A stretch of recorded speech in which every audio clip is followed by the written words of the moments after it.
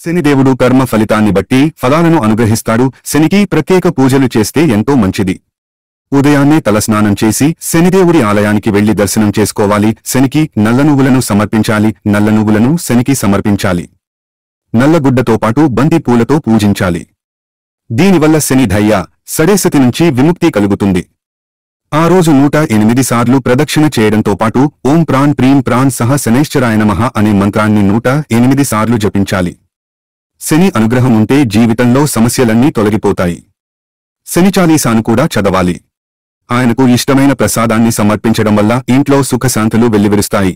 శని ముందు తల వంచకూడదు. ప్రజల మీద శని దేవుడి దృష్టి పడితే వారి జీవితంలో సమస్యలు మొదలవుతాయని జ్యోతిష్య పండితులు తెలియజేస్తున్నారు. దీంతో శని దేవుడి దృష్టి ఇంటి మీద, కుటుంబ సభ్యుల మీద పడకుండా శని దేవుడి విగ్రహాలను ఇంట్లో ఉంచి ఆరాధించరు. అధిక సంఖ్యలో ప్రజలు శని దేవుడి అనుగ్రహం కోసం ఎన్నో పూజలు చేస్తుంటారు. అయితే అలాంటి పూజలను దేవాలయాలలో మాత్రమే చేయాలి. పొరపాటున కూడా ఇంట్లో ఆరాధించకూడదు. ప్రతిరోజు నవగ్రహాల చుట్టూ తిరగడం వల్ల కూడా సమస్యలు పరిష్కారమవుతాయని, అలాగే నవగ్రహాలకు అభిషేకం చేయడం కూడా చాలా మంచిదని జ్యోతిష్య పండితులు సూచిస్తున్నారు. దేవాలయానికి వెళ్లినప్పుడు భగవంతుడి ముందు తలవంచి నమస్కారం చేస్తుంటారు. అయితే శనిదేవుడికి మాత్రం ఎప్పుడూ పొరపాటున కూడా తలవంచి నమస్కరించకూడదు. దేవుడివైపు వీపు చూపించేలా ఆలయం నుంచి బయటకు రాకూడదు.